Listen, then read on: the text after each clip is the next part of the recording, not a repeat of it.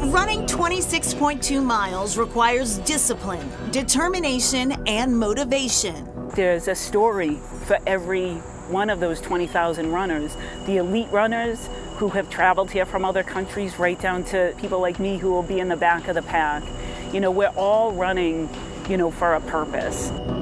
Cheryl Quixote is training for her first Boston Marathon. She says running helps her heal from challenges and tragedy in her life. Well, it's just such a great way to kind of make connections with people, to find a peace and serenity on the road. As she runs, she thinks of her late niece Jessica, who died from a drug overdose in 2014.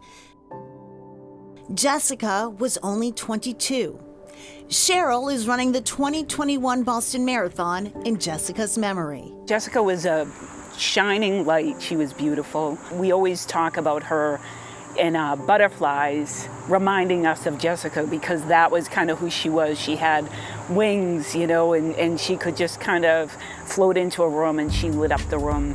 Cheryl hopes her niece's battle with addiction and death won't be in vain. She's competing in the marathon as a member of the Heron Project Team, a nonprofit that provides free support and treatment for those in recovery from substance use disorder. I think Jessica would love to know that I'm out there running to try to raise awareness and to help people who struggle. She would be cheering me on. She would be so proud of me.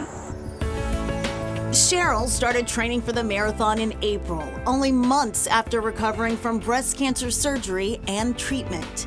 She admits feeling nervous, but also grateful to be a part of the 125th Boston Marathon. What a gift. When I'm out there this summer, it's been humid, it's been hot, it's been rainy, it's been challenging. And those days when I want to stop, when I want to give up, I have to remember, I get to be out there running. I have two legs that work, I'm a cancer survivor, and I get to run this race. Amanda Waters is grateful for a return to normalcy this year after a virtual race last year due to COVID. This will be her 17th straight Boston Marathon. It's triumphant. You've worked so hard for at least 4 months, and getting to go across that finish line, you're just excited and you've made it. The marathon in a way is an equalizer, because no matter if you're the first runner that crosses the finish line or if you're the last runner, you've put in so much training and work, and so you're celebrating with a lot of people, and it's an incredible feeling.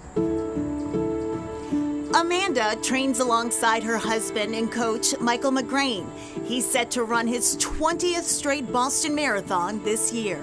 I think this year is a very special year, being the first fall edition of the Boston Marathon. It's probably not going to happen again, ever.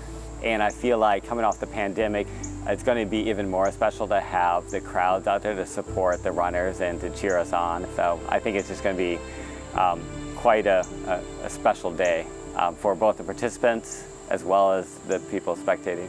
The Boston Athletic Association, or BAA, organizes the marathon just as it has since the first race in 1897.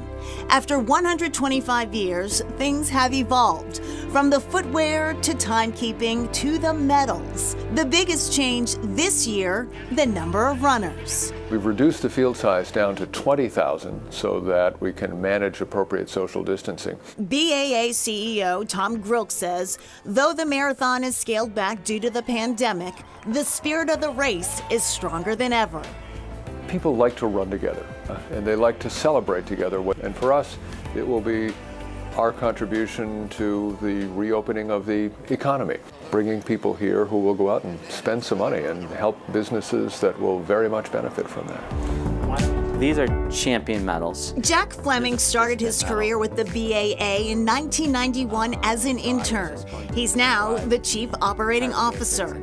He says strength over fear, triumph over adversity is at the heart of the race every year. This year, during a pandemic, and in 2014, 1 year following the marathon bombing. It showed that what occurred did not have the desired effect. It made the Boston Marathon stronger, more close-knit. Even when it's hard, even when it's challenging, people are here to help, and that's what keeps me going.